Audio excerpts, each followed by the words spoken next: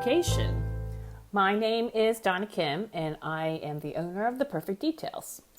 I've planned and designed weddings mostly in the New England area, but also some in New York, Washington, D.C., and even Santa Barbara, California. And now that I'm not planning weddings anymore, my shift has been to work on educating and helping up-and-coming wedding planners with their businesses. And when I started my wedding planning business, I didn't have any help starting my business, and my hope is to provide assistance for those who want it. And it's interesting when people ask you, what do you do? And you answer, I'm a wedding planner. The most common question people ask is, what's the worst thing that has happened to you during a wedding? And then that got me thinking, why does everyone want to know about the worst thing? Why don't people want to hear the great stories, like the beautiful weddings, the beautiful brides, their beautiful dresses, the amazing venues, the wonderful florals and lighting, and the happy guests and the amazing music? And my answer is I don't know. But I guess that's what we're conditioned to. Reality TV would be boring if everything went smoothly, right? And I guess life would be boring too if we didn't have challenges. And then again, I guess we wouldn't need wedding planners if there was no drama. So I guess we need it. But I actually never thought I would be a wedding planner. My background's actually in orchestra administration, and I was teaching private piano and voice lessons and looking for something new to do. So I happened to be at the airport looking for something fun to read on vacation, and I picked up Entrepreneur magazine. I know, very fun read. But there was an article in it about the top new careers, and one of them was wedding planning. So up until that point, what I knew about wedding planning was what I saw in movies. And by the way, that's not wedding planning. But as I was reading the article, wedding planning kind of sounded like a natural match for my skill set. I thought a bride is kind of like a conductor, and a wedding is about timing and scheduling, very much like a concert. And I had worked for caterers and on high-end weddings, and as a musician, I had played piano or sung for my friends' weddings. So I thought, well, people get married in the summer, and most of my students are away for the summer, so this seemed like a great fit. And then I had to figure out a business name. And my original choice, Wedding Details, wasn't available, so I kept putting things in, and what came out was The Perfect Details.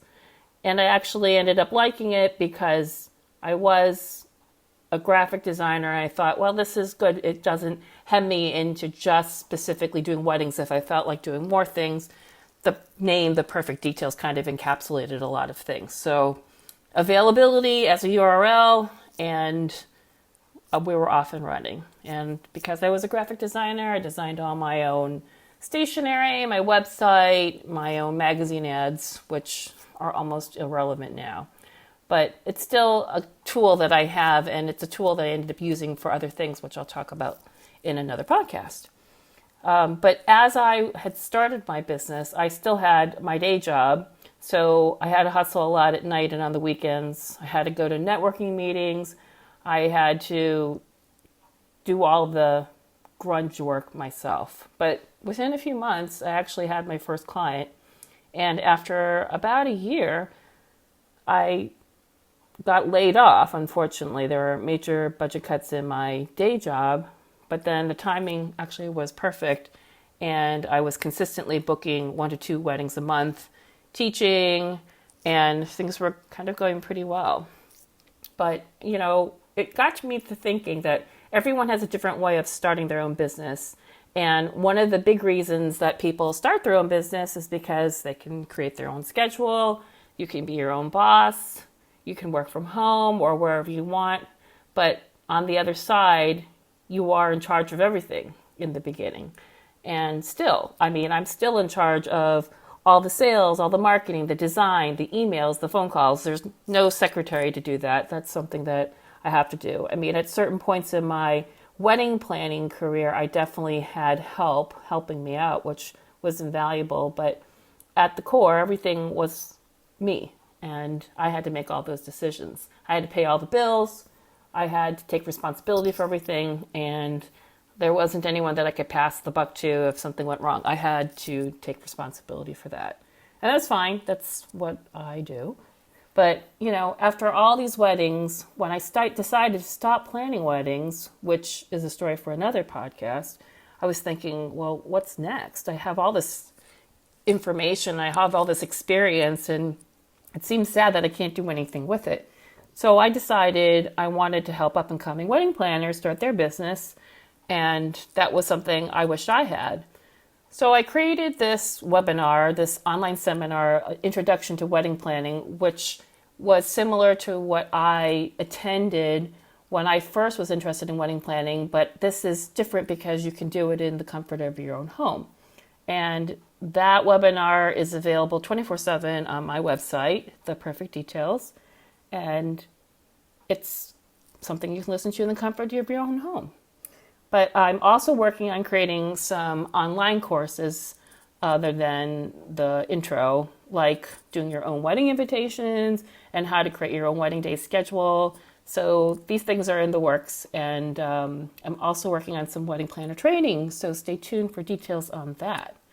But for this first podcast, I thought I would share my top 5 tips for smooth wedding planning. And this is the case if you were a planner or if you were a bride or groom that are planning their own wedding. So either way, if you found me, this is information that will help you both.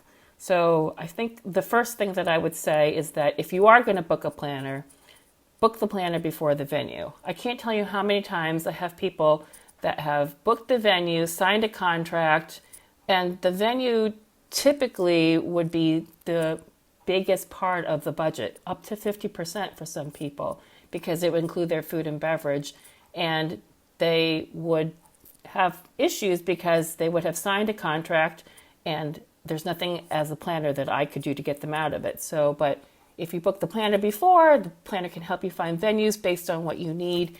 And I would say probably about a third of my clients wish that they had booked a different venue based on the things that they needed. But after they had already put their deposit in and gotten a date, they were kind of stuck with what they had.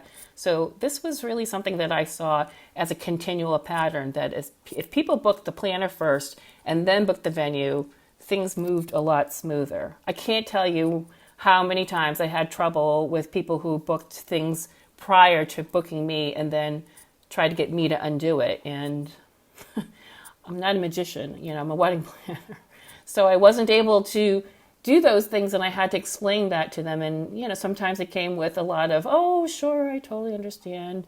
And sometimes it was like, no, this is your job. You have to do it. So again, that's a story probably for another podcast. But that goes into number 2, which is read your contracts. I cannot tell you this enough. I probably say it every other thing on any advice podcast, blog, whatever I do. I will always, always, always say, read your contracts. If I could just put the top 5 and just say, read your contracts 1, 2, 3, 4, 5, that would be it. Because reading the contract is key. That explains everything about what your services are with the person. Everywhere from you think you're signing with a particular photographer, but in small print, the contract says anyone on their team can come. And so then they bait and switch you. This has happened. The ending time of your wedding, you think you can end at a certain time, and you can only end at that time if you book the entire inn, and that is another expense that you weren't thinking about. So there's a lot of fine print. Read your contracts. I cannot stress that enough.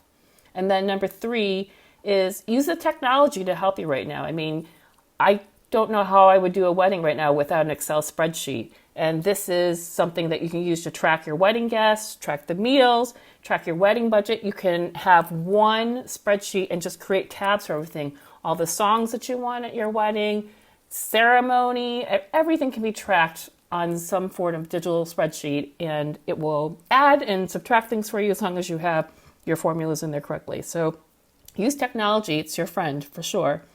And number 4 is really establish your wedding budget as soon as possible. And I know this is really challenging for a lot of people because you've got typically 2 families, you've got different things where the bride and groom want to pay for their own weddings, the parents want to contribute, they don't want to contribute. All these things factor in, and all these things need to be added into your budget. And you need to know what your number is, because that determines everything. So it's a tough conversation to have, and I think it's purposely done that way because parents don't want to talk about wedding budgets and money. But this is something that you really need to, put your grown-up pants on and have this discussion so that you have a realistic number. I think that's something I see time and time again that is a problem. And it's just because we don't like to talk about money. But this is a time, you got to talk about it. And I guess the last thing that I would say, number 5, would be to consistently check things off your list. You are going to have quite the checklist of things. And I think what happens when I see brides and grooms in various stages of planning, when they start to get stressed is when they have all these decisions that are kind of looming over their head like a big thundercloud and a big storm cloud. And they don't know what to do, and they're stuck, and this cloud just keeps following them around. So my advice is always do something every week, every day, every month. I mean, depending where you are in the scheme of scheduling and the scheme of your planning, there's a lot of things that you do up front. You establish your wedding date, you establish the venue, you get your vendors down, you get a dress, and then there's a little bit of a break. And then there's not a break, and then you start having to do the invitations. So you have to start doing the guest list, and there are things that you have to do on that end. So I think there are things that you always have to be thinking about, and things you need to keep scheduling and keep moving along so that you're not stressed out about how you're doing things. So to summarize, my top 5 tips for a smooth wedding planning would be, if you're going to book the planner, do this before the venue. Number 2, read your contracts. Number 3, use technology to help you track your wedding guests and your wedding budget. Number 4, establish your wedding budget as soon as possible. And then 5, check things off your list consistently. And that's it for the top 5 tips for right now. But in the meantime, if you have a question about the business of wedding planning or about wedding planning in general, please feel free to leave me a comment. And you can find my online seminar, Intro to Wedding Planning, on my website at theperfectdetails.com. And please feel free to also leave me a comment on my podcast at theperfectdetails.com/WEDucation podcast. So that's like education, but WEDucation. I know. Very clever, huh? So I hope this was enjoyable. I hope I didn't sound too nervous because this was my first podcast. But I hope some of the information was helpful, and looking forward to seeing you soon for the next podcast. Bye now.